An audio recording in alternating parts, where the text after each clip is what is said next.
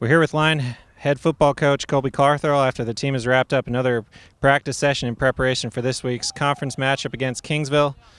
Coach, your team is coming off a 51-22 win over Eastern Mexico. Now that you've had time to reflect on that, just talk about your overall team performance. Well, I thought it was a great team win Saturday night. Started off with a really good crowd, over 9,000 Loyal Line fans again here packing Memorial, so that was good to see. But guys came out. Our word last week was discipline, trying to play disciplined football in all three phases, and thought the defense certainly did, slowing down that triple option attack of Eastern Mexico really limited the damage. Two touchdowns and a field goal is all they really gave up. And offense was very disciplined, with the football, scoring on all but two possessions, I think, throughout the game. So that allowed us to stretch that lead and enjoy the second half a little more. And special teams played a big role again as well in that win. So really pleased with the discipline and the overall all three phases of the game the guys played. Yeah, second straight week scoring at least 50 points. Your offense is clicking. Luis was named Offensive Player of the Week, and you had the Hobbs touchdown made Division II Play of the Week. So talk about the groove that you found on the offensive side of the ball. Well, we thought we were going to be, pretty talented on the offensive side of the ball, but it's going to take a while to get going. Just with all new receivers and two freshman running backs, it took a little bit to find our groove and get our timing down, and we're still not perfect. We've got a long ways to go, and we're excited to watch these guys continue to grow and hopefully get better this week. But they are finding their rhythm a little bit. Offensive line's been really steady, and hopefully they can continue that consistency and putting some points up on the board. And your defense continues to shine, only giving up 15 points in the win. Just talk about how your defense continues to play well.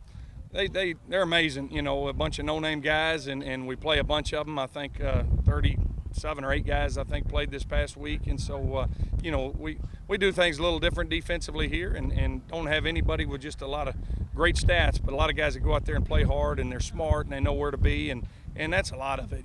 Miss alignments and miss assignments will get you beat a lot faster than mismatches. And so, we've just got good guys that are going out there and flying around the football, and they're where they're supposed to be in the scheme, and it's been very, very good for us so far this season. And defense will be key against a balanced Kingsville attack. You head down there to face the Javelinas on Saturday. While they're 1-2, both of their losses have come to top 20 teams in the country. Just talk about the challenges that the Javelinas will bring this week. It's a huge challenge. That's not an easy trip down there and to Kingsville, and they've got a great tradition at that school and playing at home, and those fans come out, and their tailgates are always fun to see when you're driving up, and those fans get rowdy, and it's an intimidating place to play. But I think our guys will be excited for the challenge, and they are a very capable team. Talking to Coach Wilkinson through the week, he's a good friend of mine. We work a camp up there. He's my pool partner. Lone Star Conference dominated the MIAA this year in Alaska and pool. So thanks to Darren, he really carried us on the pool table. But I made a few shots here and there. But talking to him, he'll have those guys ready. Like you said, they've lost to two undefeated teams. They're both in the top 20 in the country, and so they've got the athletes, and they're just kind of finding their groove, breaking in a new quarterback, and I expect a very good football game come down the wire, much like it did last year right here at Memorial Stadium. Now, with the annual battle for the Chenault Cup on the line, just talk about what it's going to take to bring that home for the 6th consecutive year. It'll be a battle that Texas A&I, East Texas State. It doesn't get much better than that in the Lone Star Conference. Over I think 50 combined Lone Star Conference titles between the two programs. So these two programs have been around a long time, and a lot of tradition and history between the both of them. And so it'll be a great football game, and it'll come down to the basics. Who takes care of the football and makes the plays when they're presented. So hopefully the Lions are on point and can go down there and play our game and somehow find a way to pull out a win down there in Kingsville. Now, instead of coming straight back home, you and your team have made the decision to stay in South Texas to help with Hurricane Harvey cleanups. That's something that's had an impact on many of your players and their families. Just talk about the decision to do that.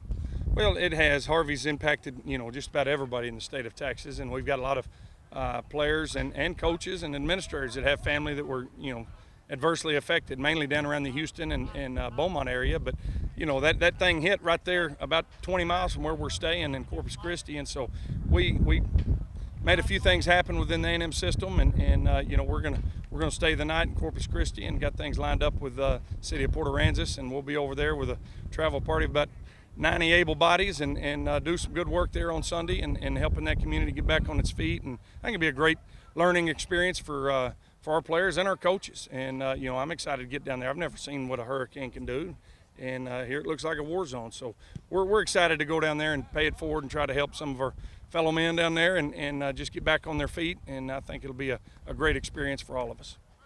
Now, there was a very sad announcement this morning with the passing of Midwestern State player Robert Grays. Certainly our thoughts and prayers are with his family and with the Midwestern program this week. No doubt that was a tragic accident, and you know, we knew it was a bad deal Saturday night, and as a team and staff, you know, we prayed for Robert on Sunday, and even last night at the end of practice we prayed for him and his family and that whole situation. And you know, 20 minutes later found out he had passed away, and it was a very somber locker room last night. You know, several of our guys were upset, you know, because that's, you know, they're our fierce competitor and rival, but you know, a lot of love between the two programs. A lot of our players know that kid. We recruited him, and you know, our hearts go out to the Grays family and their staff and their team over there, and you know, just, you know, there'll be some good come of it, but there's a lot of people hurting right now, and we just lift those guys up and that family, and our thoughts and prayers are with them. As always, we thank Coach Carthel for joining us. The number 3 Lions will head south to take on conference rival A&M-Kingsville on Saturday at 7 o'clock.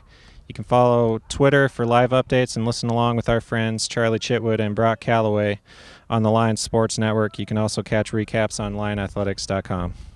Appreciate it. Go Lions.